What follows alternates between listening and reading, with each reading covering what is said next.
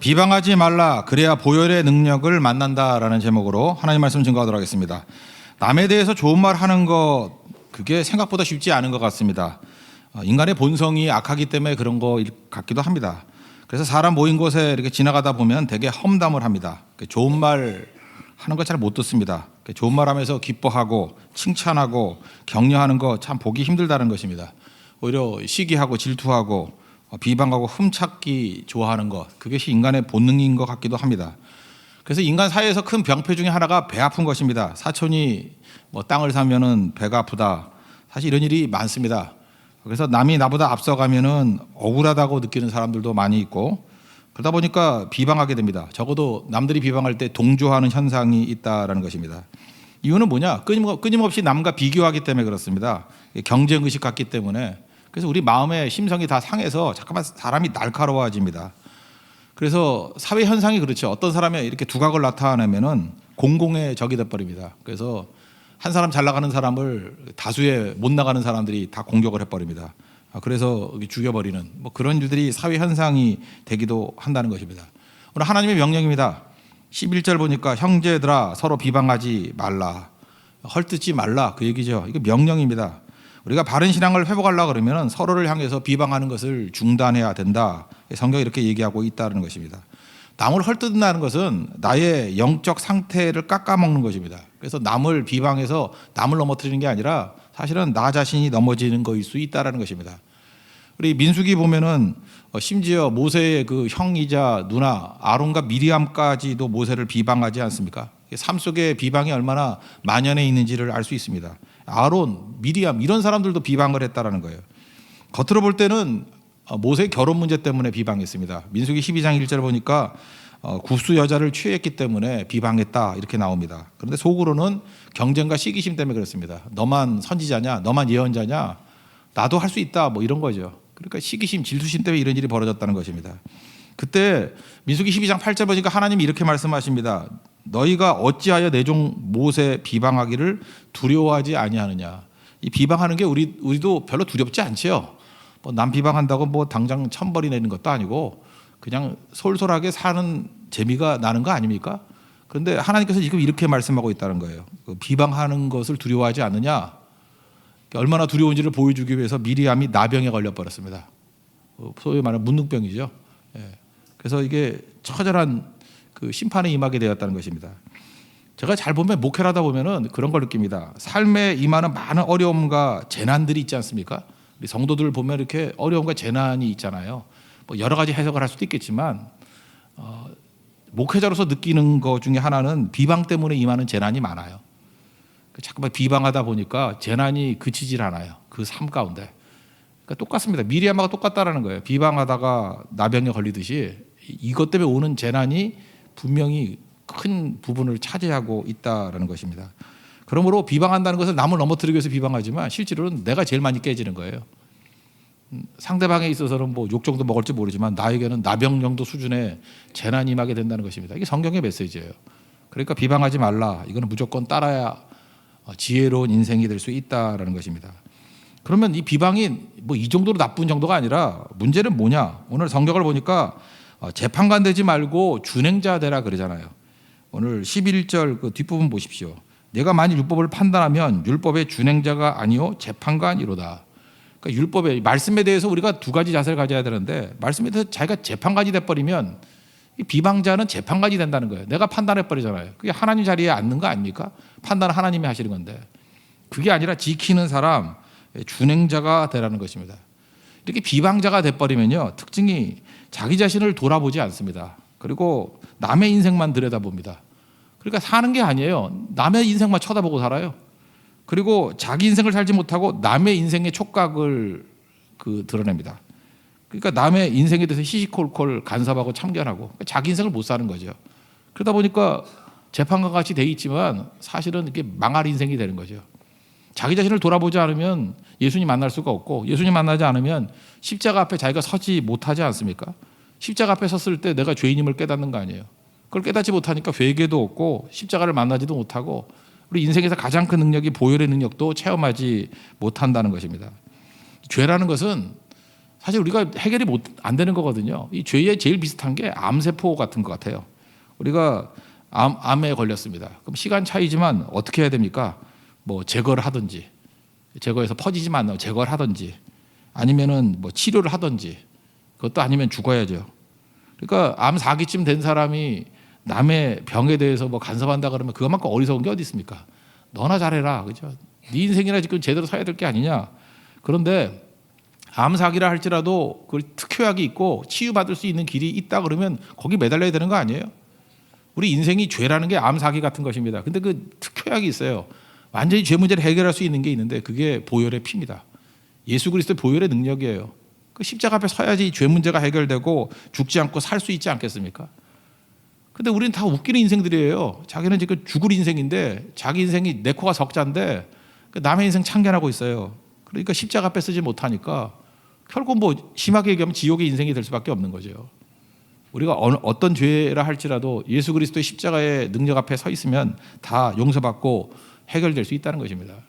그리고 십자가의 보혈의 능력은 죄의 세력이 있거든요. 세력부터 끊을 수 있는 힘이 있습니다. 이걸 보통 중독이라 그러는데 도박 얘기 많이 들어오셨죠. 이 도박 끊어야겠다 결심해도 못 끊는 사람 손가락을 잘랐더니 발가락 갖고 뭐 화투 치다면서요. 뭐 진짜인지 아닌지 모르지만 뭐 옛날에 화투 많이 칠 때 그런 거 들어봤어요. 그죠? 그러니까 이게 끊기 힘든 거예요. 이 육체를 못 끊습니다. 근데 보혈의 능력이 임하면 그게 끊어지는 거예요. 저는 이제까지 그 다른 건 다 끊었지만 제 목회 중에 아직도 그런 것 같아요. 이 알코올 중독에서 해결된 사람 없어요. 제 목회하는 가정 가운데 알코올 중독 때문에 2사람이 자살을 했고 한 사람은 영국 가서 죽었고 하나는 뭐 국내에서 죽고 그 전도 유명한 사람이었는데 하여튼 알코올 중독 여러분 만만히 보지 마십시오. 제가 목회 이제까지 해왔으면서 알코올 중독에서 벗어난 사람을 내가 아직도 한 명도 경험을 못했다니까요. 한 명도. 결국 그걸로 죽는 거예요. 못 빠져나오는 거거든요. 그런데 이것도 끊을 수 있는 길이 보혈의 능력밖에 없다는 것입니다. 주님 도와주세요. 불쌍히 여겨주세요. 나를 건져주세요. 그럼 나를 새롭게 해주신다는 거예요. 보혈을 지나 아버지 품으로 가면 나를 새롭게 해주신다는 거예요. 여러분 믿으십니까? 이 중독의 모든 것들을 끊을 수 있는 건 바로 여기밖에 없다는 거예요. 우리 가정들 보면은 남편이 폭력적입니다. 폭력, 뭐 옛날 얘기가 아니고 요즘에도 있는 것 같아요. 폭력이 있어가지고 이 가정이 다 깨지기 직전이에요. 근데 그러고 난 다음에 아침만 되면 깨닫는 거죠. 내가 지금 뭐 한 거지? 그것도 중독의 중독. 그거 인간의 노력으로 안 되는 것 같아요. 보혈의 능력을 만나야 끊을 수 있다는 것입니다. 근데 정신 차리세요. 근데 언제 남 비방하고 있어요? 남 비방하고 있는 사이에 내가 십자가 앞에 설 수가 없다니까요. 그러니까 죄사함도 받지 못하고 내 속에 있는 이 죄의 세력부터 끊어지지도 못하고 자기는 더 망할 존재가 되는데 누굴 비난하고 있어요? 누굴 비방하고 있냐고요. 비방하는 자는 십자가 못 만납니다. 비방하는 자는 십자가의 능력을 체험할 수가 없다고요. 그리고 하나님 앞에 십자가 앞에 내가 서야 돼요. 나를 불쌍히 여겨주세요. 그래야 건진 바 된다라는 것입니다. 여러분 히브리서에 보면은 계속해서 우리에게 말씀하고 있는 것들이 그 십자가의 능력 안에 거해야 된다 이렇게 얘기를 합니다. 그럼 우리가 강력해지게 된다라는 것입니다. 히브리서 9장 19절을 보니까 이렇게 피를 뿌린다라는 얘기가 나와요. 그 어린 양을 잡아가지고 이렇게 피를 쭉 뿌리는데 두 군데 뿌리는 게 납니다. 두루마리에 뿌리고 온 백성에게 뿌리라. 이 피를 뿌린다 이게 속죄 의식인데 속죄의 제일 중요한 개념은 덮는다는 거예요. 이렇게 덮는다. 우리 인간이 그 죄를 짓고 부끄러움을 가졌죠. 그때 짐승을 잡아가지고 가죽옷으로 입혔죠. 그 입혔다 할 때 그게 덮는다예요. 속죄가 덮는다. 그리고 또 은혜라는 단어도 덮는다라는 뜻이에요. 주님께서 우리 덮어주지 않으면요 우리가 온전하게 설 수가 없습니다. 저는 지금도 목회가 그거라고 생각해요. 온 성도들에게 그죠 십자가로 덮어줘야 돼요. 그래야 악한 마귀의 세력으로부터 우리가 보호받는다는 것입니다. 그리고 두루마리가 뭐예요? 말씀이죠. 말씀도 거기에 그 피가 뿌려져야 돼요. 그래야 우리의 그 강팍한 마음을 뚫고 들어가서 우리를 변화시킬 수 있는 힘이 있게 된다는 것입니다. 그리고 이렇게 보혈의 피로 덮어야 마귀가 공격을 못해요. 우리 오늘 성경 공부 내용이 그 유월절 아닙니까? 그 어린 양의 피가 문설주에 이렇게 발라진 가정마다 죽음의 사자가 왔을 때 넘어가죠. 패스 오버. 그래서 유월절 아니에요. 넘어간다. 넘어가게 되는 힘. 그게 보혈의 능력에 있다는 것입니다. 보혈의 피는요 죽음의 세력을 가로막는 힘이 있어요. 여러분 인생 가운데 지금도 어떤 막 공격들이 있죠. 이 보혈의 피를 의지해야 그 모든 것들을 막아낼 수 있다라는 것입니다. 그래서 교회가 그리스도의 피로 덮여 있어야 됩니다. 지금도 계속해서 악한 마귀가 공격하고 있지 않습니까? 얼마나 많은 위험이 있습니까? 얼마나 많은 재앙들이 있습니까? 근데 보혈의 피로 덮여져 있으면은 안전하다는 거예요. 죽음의 세력조 손을 댈 수 없다라는 것입니다. 여러분 지금 지독한 불경기다 그러는 사람들 많이 있지 않습니까?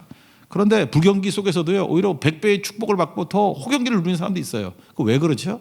이 보혈의 피로 덮인 바 되면은 보호받는 거라고요. 출애굽을 할 때도 보십시오. 10가지 재앙이 있었지만 그 이스라엘 백성들이 있었던 고센 땅에는 하나님이 보혈의 피로 덮어주시니까 거기는 안전했잖아요. 그래서 똑같이 당하는 게 아니라는 것입니다. 잘 보세요. 비방하는 사람이 얼마나 어리석은지 이런 십자가의 능력을 못 만나요. 그러니까 맨날 깨지고 넘어지고 그러는 거죠.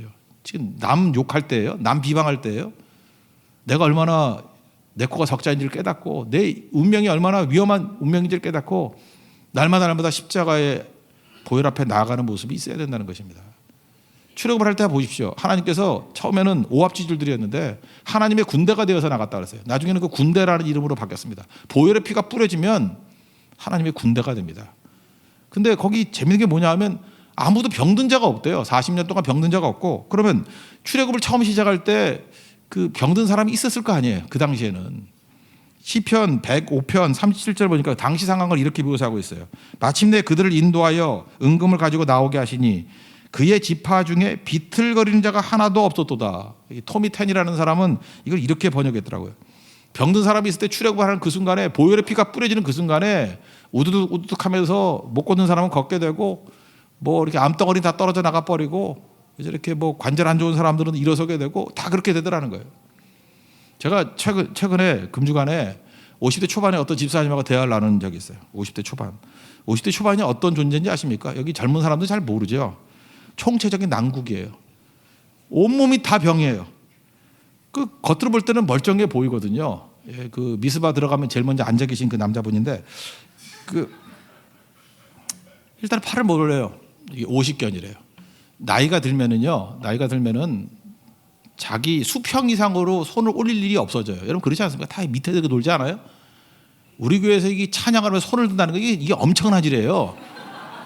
이게 언제 손이 올라가요? 이게 수평 이상으로 올라갈 데가 없거든요. 그 올라가지 않으면 인간의 근육은 그분이 그 물리치료기 대형 기기 몇 천만 원짜리 그런 거 병원에 납품하시고 그러는 일이거든요. 많은 사람들이 이게 수평 이상으로 손이 안 올라간대요. 그러면 근육은 안 쓰면요. 이게 필요 없는 근육이나 하고 이게 근육이 없어져 버린대요. 그럼 근육이 없어지면 그 자리에 뭐가 생기면 이게 다 석화돼 버린대요. 돌같이 굳어져 버린다는 거예요. 그러니까 이게 50견이라는 게 석화된 거예요. 하도 안 써가지고. 그러니까 우리 교회에서 손 들고 찬양하고 율동하고 하는 게 여러분 석화에서부터 이게 구원해 주는 걸 모르고 죽어도 안 하니 50견 더블로 걸려가지고 이상하게 돼버리는 거죠. 하랄 때 해요. 그죠? 찬양도 하고 율동도 하고 뛰라고 하면 뛰고 그게 우리를 살리는 힘이거든요. 일단 50견 걸렸죠. 그죠? 거기다가 눈이 침침하대요. 그래서 노안은 뭐 옛날에 같지만 뭐 노안. 귀에는 이명이 있대요. 뭐 묵 소리가 들린대요. 계속. 그다음에 뭐 피부가 상했는데 젊었을 때 피부 상하면 뭐 후시딘 바르면 하루 이틀이면 낫죠. 2달이 돼도 안 나요. 참 이상해요, 그거. 그죠? 머리카락은 빠지고. 그다음에 이도 지금 임플란트 해야 된다 그러고. 그다음에 허리는 디스크 좀 생겼다 그러고. 내일 비 오는지 안 오는지 다 안돼. 무릎 관절. 발은 족저근막염 발바닥에. 거기다가 플러스 무좀. 총체적인 난국이죠. 그러면 잘 보세요. 그 출애굽을 할 때 이런 사람들 없었을까요? 교회에서 이렇게 기도할 때 병든 것을 위해서 기도하다 그러면 안 걸린 사람 없어요. 다 병 들어 있어요. 그때 출애굽을 할 때 이 비틀거림이 없대요. 하나님께서 다 낫게 해주셨다는 거예요. 이 보혈의 능력입니다. 보혈의 능력은 바로 이런 힘이 있다라는 거예요. 그죠? 죄는 병균하고도 또 비슷하거든요. 그래서 십자가의 보혈이 뿌려지게 되면은 이런 모든 연약한 가운데서 일어서게 된다는 것입니다. 이게 보혈의 능력이거든요. 그래서 여러분 예수 믿는다는 건 뭐냐면 딱 한마디예요. 십자가의 능력을 의지하는 거예요. 보혈의 능력을 체험하는 거라고요. 그런데 다시 원점으로 돌아가면 비방하는 자에게는 이런 기회조차 없어요. 그러니까 비방하는 사람은요 십자가를 모르는 사람이에요. 그러니까 자기가 하나님 자리에 앉아가지고 남 판단하고 앉았다니까요. 그게 그 바리새인들이 하는 일 아니었습니까? 그러니까 교회가 십자가를 의지하는 백성이 된다 그러면 남 비방은 당연히 없어야 될 뿐만 아니라 십자가 앞에 서는 거예요. 죄인으로. 그럴 때 죄사함 받고 능력 얻고 치유함 받고 일어서게 된다는 것입니다. 저는 오늘 이 시간이 하나님의 이런 능력이 임하는 시간이 되기를 원합니다. 그러면 그 다음에 우리가 해야 될 일이 뭐냐면 이거죠. 그 다음 단계인데 비방 대신에 비방을 왜 하냐면 기준이 나기 때문에 그래요. 하나님 기준으로 바뀌면은 비방이 사라지는 거죠. 그래서 이제 사회적으로 기준이 바뀌는 인생이 되길 바라요. 여러분 인생이 유치할 때 하고 성숙할 때 기준이 달라요. 어렸을 때 기준은 뭐죠? 좋고 싫고예요. 그래서 내가 좋아하는 거면 막 하려고 그러고 싫으면 안 하려고 그러고 음식도 그냥 맛있으면 먹고 맛없으면 안 먹고 그게 가장 유치할 때죠. 그러다가 약간 철들면 어떻게 되죠? 이익인지 아닌지 그거 따지죠. 이거 하면 이익이야? 이거 아니면 이익이 아니야. 그래서 이익에 예민해져요. 그래도 또 성장하는 거죠. 그러다가 좀 깨우침이 있다 그러면 나중에 뭐로 가는지 알아요? 이게 옳으냐 그르냐로 가요. 옳으냐 그르냐. 순서가 다 그래요. 그러니까 도덕과 종교에 머물러요. 대부분 사회는 여기에서 멈춰버립니다.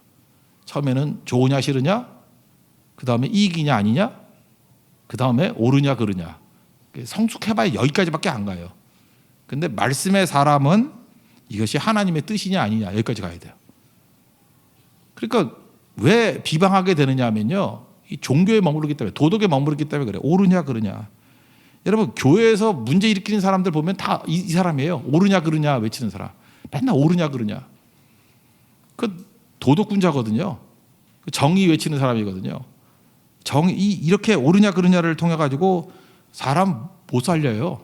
옳으냐 그르냐로 죽일 수는 있지만 사람 살리는 거 못 한다니까요. 그러니까 이게 죽이는 거죠 오히려. 제가 어떤 교회 이야기를 했죠. 맨날 싸우는 교회, 분쟁하는 교회. 새로 목사님이 부임을 했습니다. 근데 이 목사님이 하도 궁금하니까 물어본 거예요. 당회하면서 장로님들한테. 아니 그 도대체 맨날 왜 싸우시는 거예요? 그랬더니 장로님들 말이 그거예요. 잘해보자고. 잘해보자고. 그러니까 뭐든지 잘하려고 그러잖아요. 그래서 목사님 그랬대요. 잘하지 맙시다.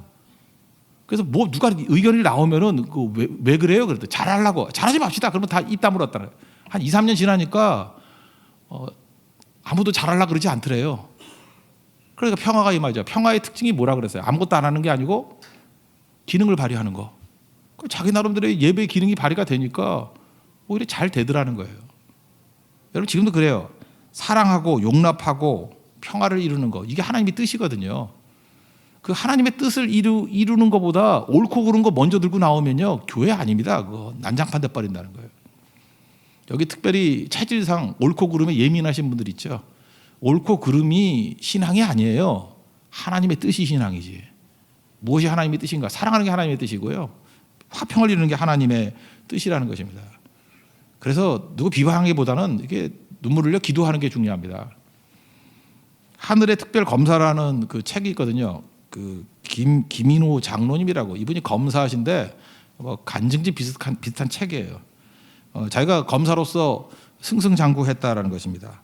근데 예수님 십자가 의지하고 은혜를 알고 난 다음에 바보 검사가 됐다. 근데 이 사람 이제 특징이 뭐냐면 다 교회를 나오는 건 아니지만 하여튼 전도를 2만 명 했대요. 2만 명한테 전도하는 검사. 그래서 김인호 장로라고 그 유명하신 분이 있습니다. 근데 이분이 변화가 됐던 게 언제냐면 그 안수 집사였대요. 이렇게 뭐 교회에서도 이렇게 지위가 높고 검사고 하니까 뭐 안수 집사 좋는가 봐요. 우리 교회는 택도 없습니다. 예, 그런 거 없어요. 뭐 검사 아니라 검사 할아버지가 와도 안 되는데 하여튼 뭐 이런 교회가 있는가 봐요. 그죠? 이렇게 근데 술 퍼마시고 막 이러는데도 불구하고 안수 집사를 줬는가 봐요. 그죠? 교인들이 뭐 줬는가 봐. 그러니까 이분은 생각할 때 자기의 주일은 금요일이래. 술주자. 금요일이 주일이래. 술 마시는 날. 뭐 맨날 이러고 있었는데 하루는 집에 갔더니 그 어머니가 와 계시더라는 거예요. 어머니가 안방에 와 계시는데 자기 어머니요. 어머니가 그렇게 통곡을 하면서 기도를 하더라는 거예요. 그 잘 들어보니까 하나님, 아들이 은혜를 저버리고 세상을 향해 달려가고 있습니다. 하나님께서 죽음에서 건져주셔서 안수집사까지 주었는데 하나님의 일은 안중에도 없고 세상에만 정신 팔려 있습니다. 하나님, 내 죄를 회개합니다. 아들이 공부 잘하고 40 웃고 뭐 검사 되면 다 된 줄 알았는데 이거 완전 죄인 중에 괴수입니다. 내 죄를 용서해 주십시오. 그래서 어머니가 뭐라 하면 나를 죽여주세요. 나를 죽여주세요. 그러더라고요. 그 어머니 죽이는 아들 됐더라는 거예요. 저런 놈의 망나니 키워놨으니 나를 죽여주세요. 나를 죽여주세요. 찔림은 있지만 이 정도 찔려가지고 변화되진 않죠. 그리고 또 잊혀졌대요. 그다음에 이제 며칠 지나고 난 다음에 또 집에 갔더니 이제 울음소리가 했는데 아내가 울고 있더라는 거예요. 자기 아내가. 근데 아내는 좀 긍정적이더라는 거예요. 엄마하고 좀 다르게. 남편 장로 되게 해주세요. 장로 되게 해주세요. 그러더라는 거예요. 안수집사 그만하고 이제 장로 되게 해주세요. 하나님 장로 돼서 아름답게 섬기는 모습이 되게 해주세요. 존경받는 장로가 되게 해주세요. 거기까지 좋아하는데 근데 지금은 개쓰레기입니다. 싹수가 놀았습니다. 저거는 술꾼이고 죄인이고 엉터리고 첫골로 맞는 게 내 죄입니다. 내 죄입니다 하면서 또 아내도 그래요. 나를 죽여주세요. 나를 죽여주세요. 이러다가 여자 둘 죽이겠더라는 거예요. 하여튼 그래도 변화가 됐대요. 나는 이게 참 인상적이었다고 생각해요. 우리 여자분들이 기도하면은 3대가 변화된다 그러죠. 당대, 윗세대, 아랫세대. 여자분들이 기도를 하네요. 잔소리만 하려고 그러고 비방하려고 그러고. 잘 보세요. 이게 비방이 아니잖아요. 그냥 기도했을 뿐이에요. 변화를 위해서 기도한 것 같아요. 내 죄래요. 내 죄. 어머니도 내 죄. 아내도 내 죄. 내가 잘못했기 때문에. 근데 사람이 변화가 되잖아요. 기준이 비방이 아니에요. 하나님의 뜻이에요. 사랑과 용납과 평화. 너무 잘하려고 그러지 말고요. 하나님의 뜻을 구하십시오. 그럼 비방이 사라지고 생각보다 하나님께서 그걸 사용하셔가지고 이렇게 변화를 일으켜 주신다는 것입니다. 그리고 또 한 가지 팁은 현실의 모습 바라보고 잠깐 절망하지 말고 하나님 약속 바라보고 기대하면서 격려하라는 거예요. 하나님 지금 이 모습 그대로 아니잖아요. 이제 변화시켜 주실 거죠. 그래서 하나님의 말씀이 된다 그러면 되는 거죠. 그래서 기대해야죠. 제가 칭의 얘기했잖아요. 칭의. 우리 예수 믿으면 의롭다 하는데 진짜 의로워지는 거예요? 실제로 신분은 의로워졌는데 수준은 의로워진 게 아니에요. 그래서 우리 칭의라 그러잖아요. 의롭다고 칭한다고. 어찌 보면 진짜가 아닐 수도 있죠. 모습은 의로운 게 아니에요. 근데 의롭다고 칭하는 거예요. 의롭다고 여기는 거예요. 그러니까 칭의, 의롭다고 여기는 간주하는 거예요. 그러다 보면 주의 성령께서 우리를 그 수준에 맞게 이렇게 변화시켜주고 그걸 정화하라 그러잖아요. 그렇다 그러면 우리가 하나님의 시각으로, 말씀의 시각으로, 믿음의 시각으로 바라보면서 격려하고 기대하고 그거 해주는 게 얼마나 중요한 건데요. 근데 우리는 비방한다는 건 뭐예요? 말씀을 안 믿는 거죠. 현재만을 바라보면서 비난하는 거 아니에요. 그럼 하나님 약속은 안 믿는 거 아니에요. 하나님이 변화시킬 수 있다라는 그 약속은 안 믿는 거 아니에요.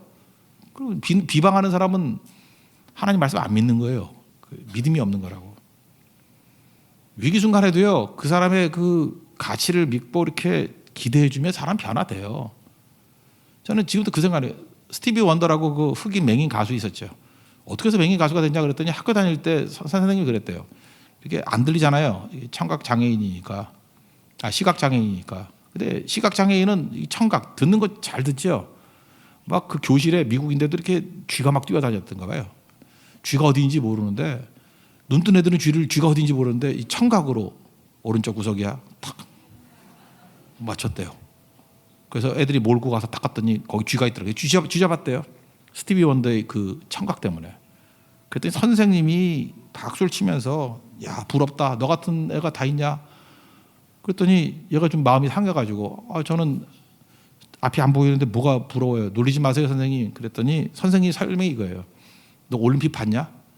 올림픽에서는 금메달 하나가 은메달 10개보다 나아. 금메달 순위로 이렇게 등수 매기는 거지. 요즘에 그렇게 안 하는데 옛날 그랬어요. 그죠? 금메달 하나가 은메달 100개보다 더 나아. 그럭저럭 듣고 그럭저럭 보는 애 100명보다 너같이 확실한 금메달 잘 드는 애가 훨씬 나은 거야. 상당히 근거 있는 격려죠. 그래서 나는 금메달이야 그러면서 죽어라 연습했대요. 듣고 청음이 음이 정확하고 노래하고. 스티비 원더가 그래서 됐다고 하더라고요. 이게 바로 뭐예요? 이 격려와 칭찬이 사람을 변화시키는 거죠. 격려와 칭찬은 위기 중에서도 벗어나게 돼요. 제 대학 다닐 때 친구가 하나 있었는데 이 친구는요, 그 사람 만나면 잠깐 뒤통수를 때리면서 야 반가워 이런 애예요. 뭐 기분 나쁘진 않아요. 애가 참 이렇게 남자끼리는 좀 괜찮은 스킨십인데 그 함부로 하면 힘들죠. 근데 한 번은 우리과 교수님, 경영학과 교수님 가운데 제일 깐깐한 교수님인데 학생인 줄 알고 가서 야 반갑다 딱 쳤더니 돌아섰더니 선생님이에요. 학점도 제일 안 주고 하여튼 소문났던 교수님인데 큰일 났죠. 제가 그때 봤어요. 그거 저거 어떻게 벗어나나. 저거 큰일 났다. 쟤 이제 끝났다. 재수강 몇 번 해야 되겠다. 이런데 얘가 굉장히 그 재치 있는 순발력이 있더라고요. 칭찬을 해주는 거예요. 아이고 교수님 죄송합니다. 뒤에서 봤더니 20대인 줄 알고 그랬습니다. 그랬더니 교수님 화를 안 내고 진짜 20대로 보여? 그러더라고요. 나중 소문에 그렇게 A 받았대. 이거 부조리 아니에요? 부조리? 그러니까 완전한 실패인데 실수인데 이거 보세요. 이거 위기로부터 벗어나기도 하고 뭐 그런 것들이 분명히 있는 거죠. 저도 제 친구 지금 어제 어떤 여자대학교 교수로 있는 친구가 하나 있는데 이 친구 얘기 참 배울 게 되게 많아요. 근데 이제 미국 동부 쪽에 이제 유학을 갔을 때였는데 그 자기 딸 얘기예요. 딸이 되게 이제 유능하게 잘 컸는데 딸이 이게 학교를 가는데 늦잠을 잤는가 봐요. 그래서 스쿨버스를 놓쳤대요. 그래서 자기가 태워주러 가는데 학교 처음 가니까 어딘지 모르니까 학교를 데려다 준 적이 없기 때문에 야 어떻게 가야 돼? 그랬더니 뭐 이리 가라 저리 가라 하면서 한참을 가더래요. 20분 걸렸대요. 학교까지 가는데. 근데 딱 도착하고 나가 보니까 자기 집에서 옆에 3분 거리더래요. 얼마나 화가 나는지 그죠? 이 3분 거리를 갖다 이렇게 뱅뱅뱅 돌아가지고 야 그래서 그랬대. 야 이렇게 가까운데 왜 20분이나 걸렸지? 그랬더니 아빠 난 이 길밖에 몰라. 스쿨버스는 이렇게 다녀. 그럼 저 같으면 이러지야. 이 돌대가리야. 그죠? 스쿨버스 가는 것과 자가용 가는 걸 똑같이 생각하냐? 이랬을 것 같은데 이 교수는 보통이 아니에요. 그죠? 야 너 기억력 대단하다.